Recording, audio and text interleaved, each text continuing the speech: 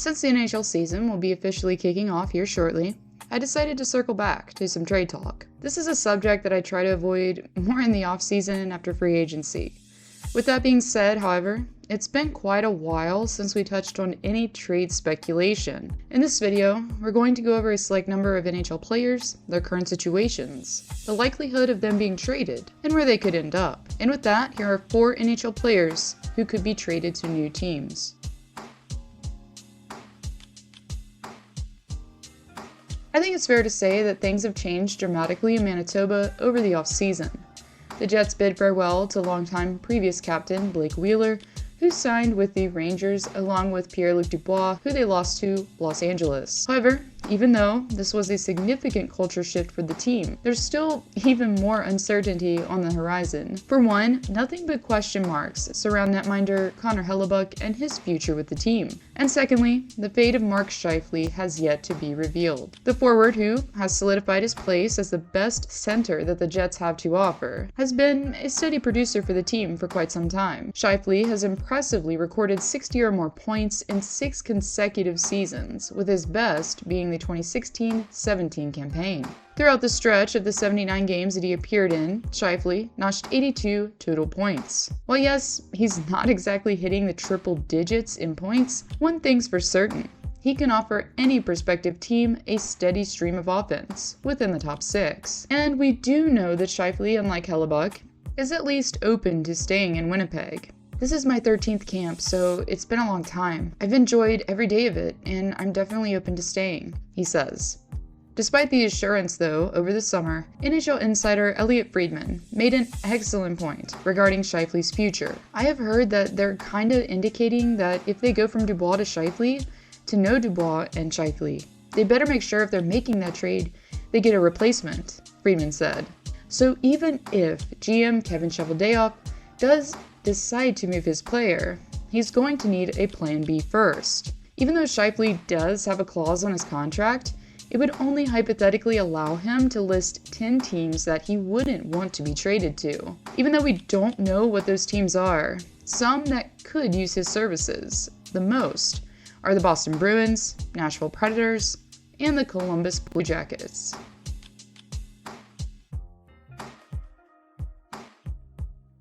The John Gibson situation has been a strange one from the outside looking in. In the offseason of 2022, you may recall that Sportsnet's own Nick Alberga made the claim on social media that Gibson was seeking a trade out of Orange County. And in response, Gibson's agent refuted the claims by saying, quote, "There's been no discussion on Gibson's desire to move.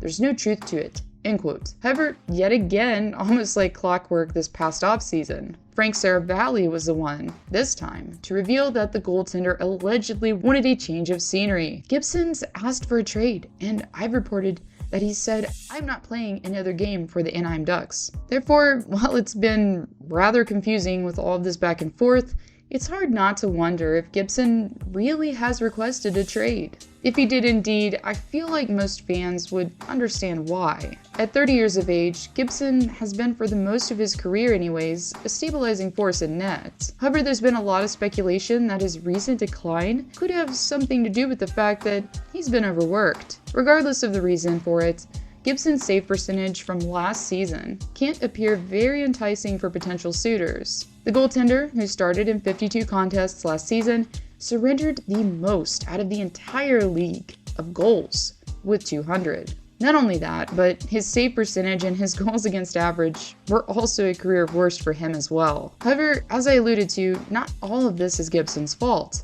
as the Ducks last campaign surrendered more shots on goal than any other NHL team. Regardless, one thing that could be holding up a trade in this case is the length of the contract itself. Gibson, who is sporting a $6.4 million AAV, won't be a UFA until the offseason of 2027. This means that the team that takes on his contract hypothetically will be making a long-term commitment, and maybe one that would be harder to undo at that. The netminder's contract has a modified no-trade clause built in that would allow for him to submit a 10-team no-trade list upon a trade. The only way to make a deal more appealing to teams for the Ducks would be to retain some of the salary. However, considering how frugal GM Pat Verbeek was with the Trevor Zegras contract, the potential of that happening looks pretty slim. If Gibson were to be traded, the Buffalo Sabres are a team that not only has the need, but also the cap space to take on the contract.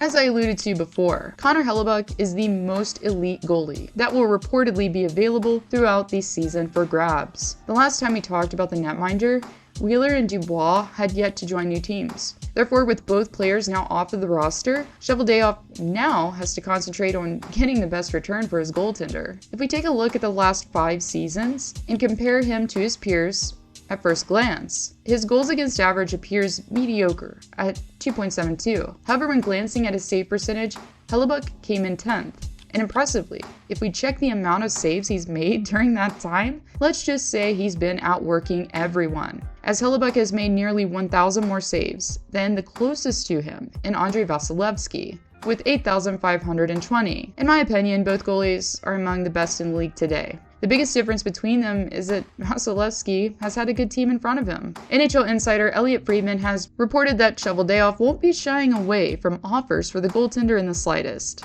The New Jersey Devils have been tied to Hellebuyck for obvious reasons, as their team is largely in good shape, except for a net. Even though Vitek Vanacek was able to hold down the fort for the season for the team last campaign, there have been question marks as to if he can keep up this slightly above average play. The Buffalo Sabres have also been a potential trade partner for the Jets due to the fact that the Sabres haven't had an elite goalie since Ryan Miller, and their team, like the Devils, is now on the upswing. And lastly, the Vegas Golden Knights could try and elicit Hellebuyck's services. However, it seems like how the team is constructed, the players in front have been able to hold their own oftentimes and haven't had to rely on Adin Hill to bail them out as much as other teams. Even though Hellebuyck is now only costing the Jets a 6.16 cap hit, he's going to logically expect a hefty pay raise in the near future. Therefore, it makes more sense for a younger up-and-coming team to pique his interest. If traded though, the netminder won't exactly have a choice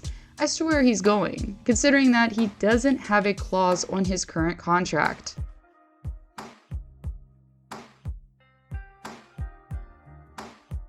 Definitely the most sought-after player on the market reportedly is William Nylander. In case you're new to the Nylander saga, the forward held out in 2018 throughout training camp prior to inking his current contract. The $45 million 6-year deal was one that at the time proved to be an overpayment. However, Nylander towards the end of the contract has proven spectators wrong by recording 80 or more points in the last 2 seasons. This makes his current $6.9 million cap hit look like a bargain today. Despite this though, the overall theme in Toronto is that the core four get paid. Austin Matthews recently re-upped with a $53 million deal, for example, that will extend until 2028. The word has been that Nylander is expecting at least $10 million a season. And according to The Athletic, his current market value isn't far off, at $9.2 million. Former NHLer and analyst Mike Rupp over the summer suggested that Nylander wouldn't remain with the Leafs throughout the season, and that cap constraints and contract demands would ultimately be forcing him out of town. Knowing that Nylander notched 40 goals last campaign, this wouldn't stop teams that could afford it to pay him what he's expecting. Rupp also believes that the Anaheim Ducks would be the perfect landing spot for the 27-year-old. In the grand scheme of things, it makes sense. They're an up-and-coming team that have recently done major roster reconstruction, and they would be able to pay him. While it's pretty unknown what the fate of Nylander entails, on the other side of the argument is the fact that the Leafs are in cup or bust mode, meaning that after winning a round last playoffs, the team is expected to do some damage in the postseason. And to many Leafs fans, if Toronto won the Stanley Cup, losing Nylander for potentially nothing next summer wouldn't matter a bit. In conclusion, we'll be keeping an eye on these and more players developing trade talk over the upcoming season. It's always an interesting thing for me to speculate where these players could end up and why. If you'd like to support me, you can do so by joining my Patreon. Plans start at just $1 a month and greatly help me to continue supplying you all with NHL content. Perks include video previews, shoutouts, and more. Simply click the link below to get started. Thank you all for watching, and I'll see you next time.